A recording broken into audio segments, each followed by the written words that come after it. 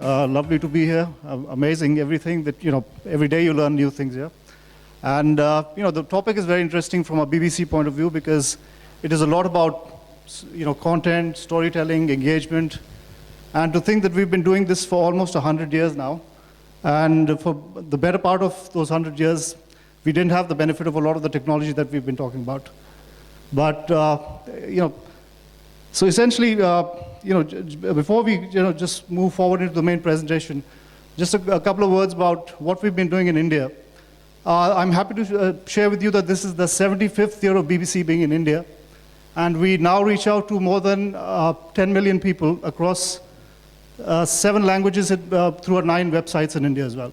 And surprisingly, a lot of the language websites are mobile first. About 70% of our our audiences on the language sites come through mobile first.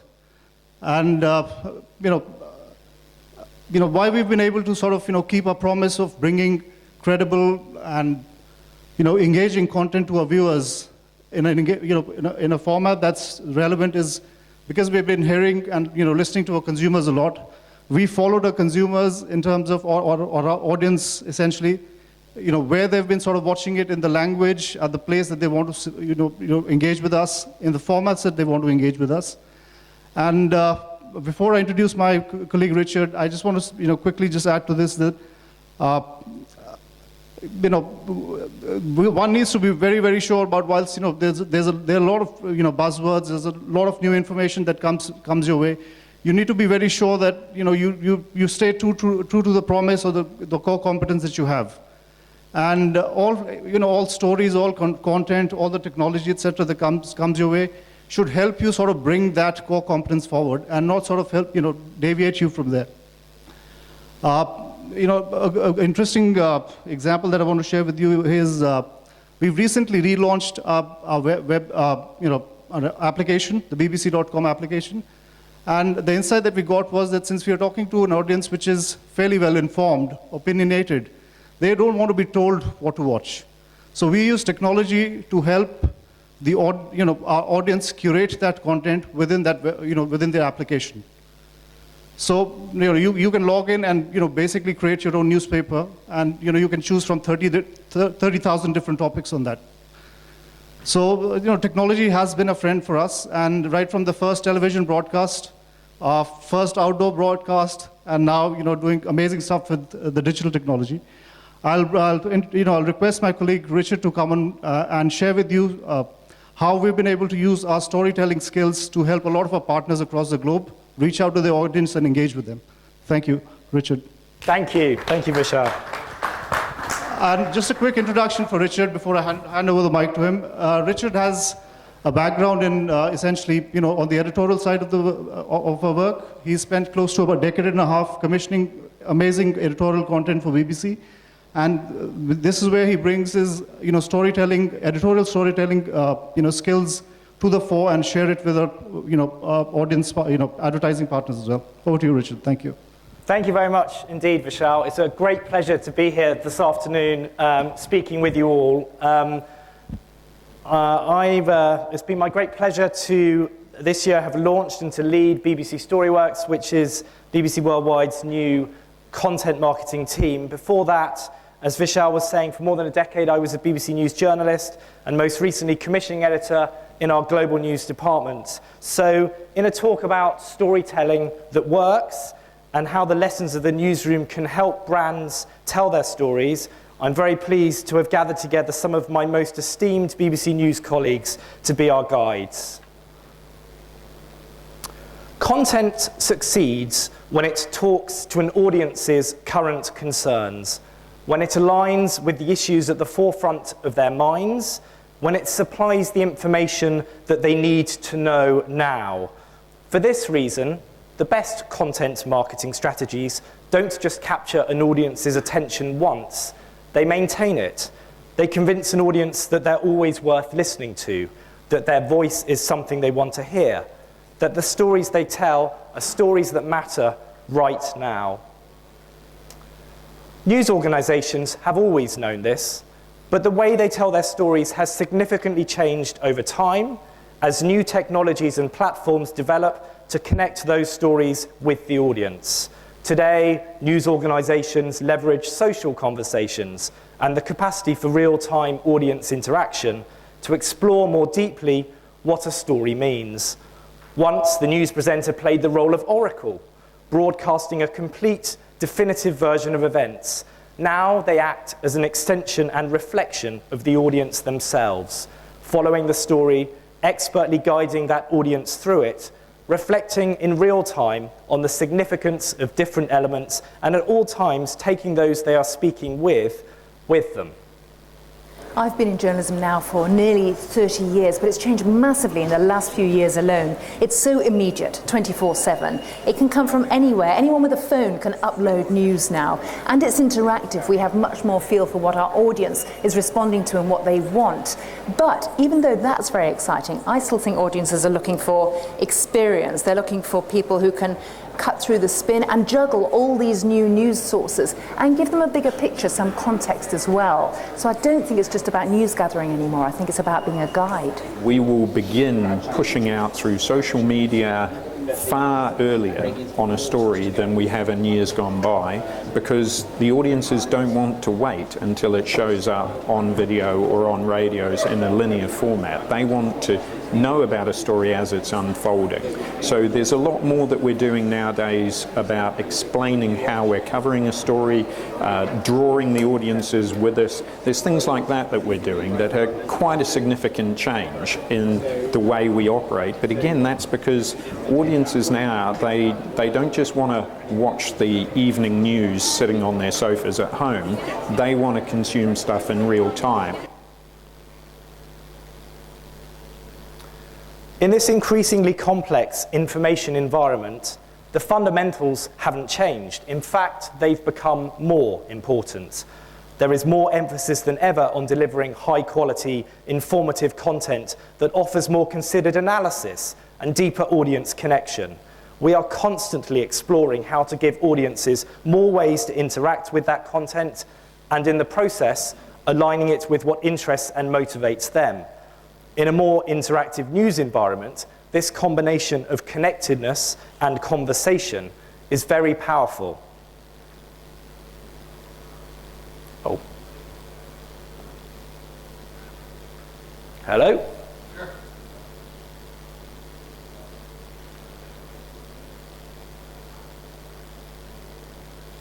Making sure that what you deliver is of high quality, informative, or offers analysis that no one else is offering is a way to make those audiences trust you and stay with you. And we know from the feedback we get instantaneously now through Twitter comments, through Facebook comments, through emails and the rest of it, that if we're flanneling, the audiences spot it. And if someone else has got something better, the audiences tell us that someone's beaten us. So there's a level of communication now that didn't exist previously, and that means that we've got to up our game to hold the audience. So the lessons that the BBC has learnt on its way to becoming the world's most retweeted news brand have equal value for other brands looking to master the art of real-time storytelling and ensure their content is relevant and engaging. And here are 5 key principles. I hope. We introduced about...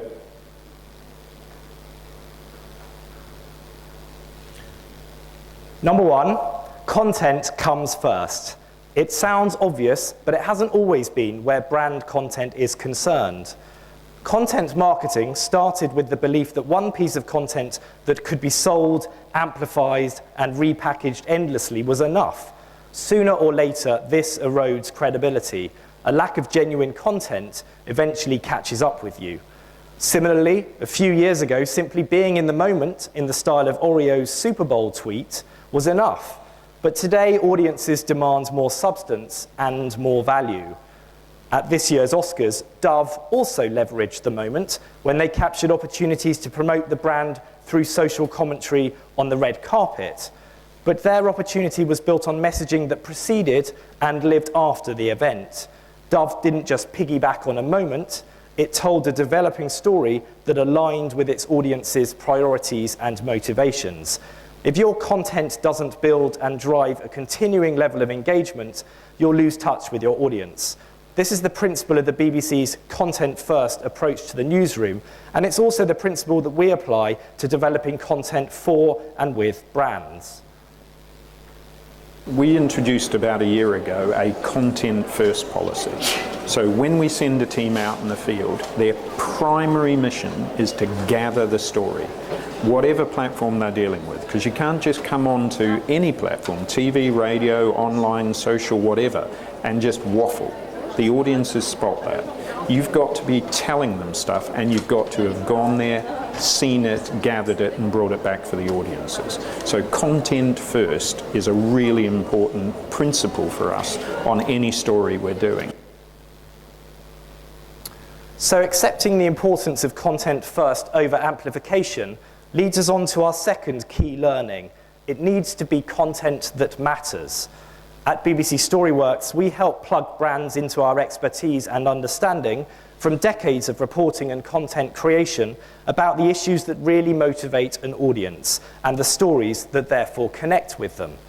This focus on storytelling that works shines through in the film content that we create for brands such as Huawei. There is a huge difference between films that create artificial and contrived stories to suit their purpose and films that find and tell the stories of real people in their own words through the details and the points of truth that really resonate. Audiences today demand authenticity, and they can detect the difference a mile off. Our content is developed and explored in line with what motivates and interests our audience. It's not about selling the idea of a story, it's about identifying the all-important truths that will enable you to tell that story.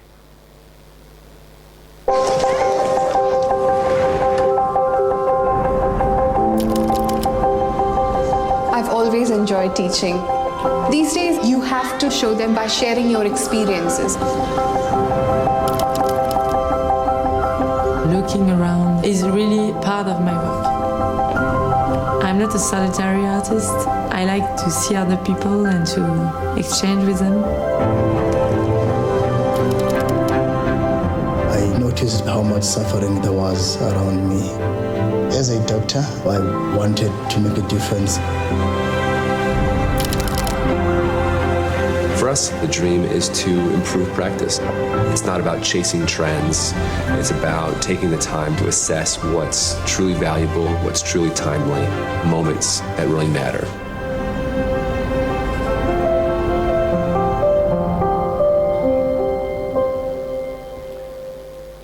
And that's a campaign we produced for Huawei that's just started broadcasting this week. Back to our lessons from the newsrooms, and our third key lesson is about committing to a story, exploring all aspects of it, and making judgments about which follow-up angles and perspectives are of real value to your audience. Stories are always evolving, and when you break one piece of news, you need to be already looking for the next development. We have many more options for shaping content, but we also need to exercise good selective judgment about what constitutes a good story. Often it is constraints and challenges that produce the most creative and impactful coverage.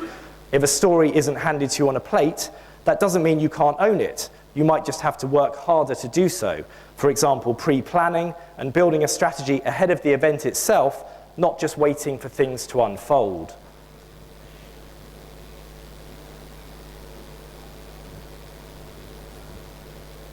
We were waiting for the judge to deliver her sentence, and eventually the words came, and she sentenced Oscar Pistorius to 5 years in prison. Now, at that moment, everyone went mad that round the world 5 years was flashing on Twitter and various other channels. And we had, just through great planning, we had South Africa's sentencing expert next to me.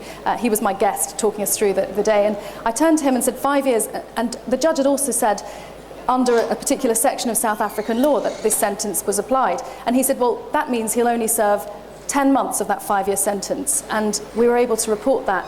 Having a constitutional legal expert next to us at that point was just typical of how it is really valuable to have very knowledgeable people helping you report, because as a journalist, you can't know everything, so you have to rely on the knowledge of some very reliable people and bring out the best of their knowledge to broadcast to the audience. And of course, that story has itself now changed, and we produced some excellent analysis in the last few days of what Pistorius can expect next. Through genuine understanding of an audience's concerns and interests, brands can employ a strategy that builds a story from the ground up to successfully drive content marketing in real time. Developing content in a way that includes those audiences is the key to creating something bigger and more impactful. Our fourth lesson. The best brands recognize their own areas of expertise and where this expertise intersects with what people care about. Developing stories from this standpoint enables them to remain credible and authentic, but you need to keep topping up your audience understanding and engaging with them in the space where the stories are. This was a key insight in the development of BBC Britain, a partnership with British Airways and Visit Britain. We didn't just set out to tell a single, complete, top-down story about the country. Instead, we have created a cohesive digital experience for our audience, allowing them to see all stories on that theme on a bespoke and immersive homepage. We then augment this continually throughout the year with innovative new story commissions, providing a dynamic and evolutionary site that will have something new to offer users every time they visit. Finally, you need to fully understand your values and how these translate into your approach to real-time content. And you need the courage to be yourself when it comes to putting those values into practice. Our fifth lesson. It's a great challenge and far more pressure to be the news organisation that isn't always first, but is always right. These are the values around which the BBC has consciously developed its approach to news over decades. And it's the consistent application of these values that have made it the world's most trusted news brand. But you have to work hard to keep these values in sight. I think it's quite hard sometimes to be authentic, to give something of yourself while respecting the BBC's values of being utterly impartial, especially if you're in a situation where you're talking about, say, refugees, you're in a war zone, and people feel very strongly on one side or the other. So I think the way the BBC responds tends to be by, you are in there, you're living the story, but you push to see all sides of the story. We try to get to every side of it. The BBC is an established, known brand right around the world. It has earned that. It's not just about the BBC brand. Over decades, its journalists have provided credible, balanced reporting. And I think that people across the world respect that. And for that reason, it's developed itself as a brand that people can trust. And I think that's what it comes down to. It's not just about the name, it's about what comes with it. Accuracy has to come first. We want to be swift, we want to respond to what the audience is doing, but yeah, we can't afford to get it wrong. And if we do, we have to say very quickly. And also, I think another key point in a world where everything's moving very fast is tell people what you know, say it clearly, but say what you don't know, say what you're chasing up. We're much more open now about the processes we're going through. I think people stay with us because of that. So those 5 principles again. Content first before amplification, content that matters, content that goes beyond the episodic and incorporates planned spontaneity, content that is created at the intersection of your expertise and the audience, and finally, content that reflects your values. Applying these key lessons enables you to be agile and responsive, but above all, it enables you to respond with authenticity and integrity. And that authenticity delivers exceptional impact and engagement. That's why we've built BBC Storyworks around our editorial values, enabling us to drive creativity and a unique, original approach to stories that engages. It's an approach that says, when you are telling a story to intrigue people about what the US has to offer, you don't just put together a montage of stirring scenery and airbrushed people. You go deeper to tell the story of what the US really means, how it infuses so much of our cultural experience, how it's a breeding ground for very human stories. And you choose the right storytellers to help you do it, as we did for Brand USA.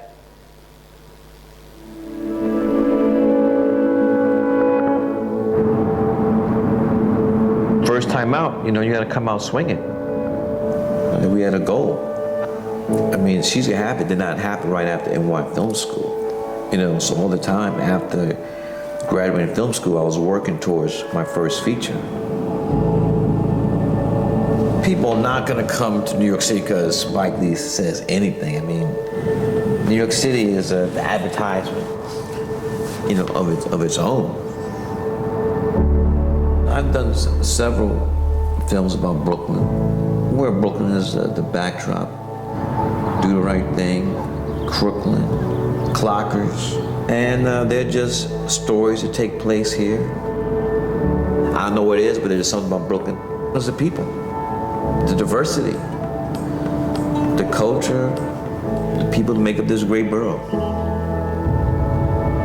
I mean, I grew up here, you know, developed person who I am, who I've become, and so therefore, that has been the subject of a lot of my films.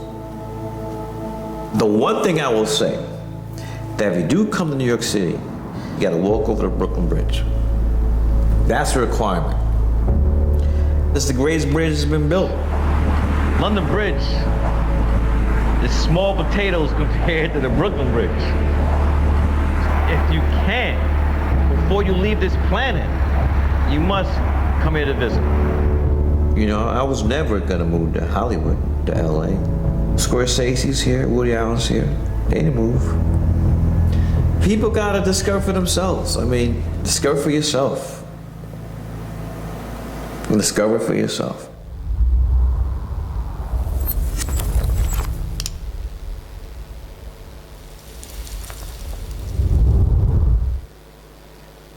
Thank you very much indeed.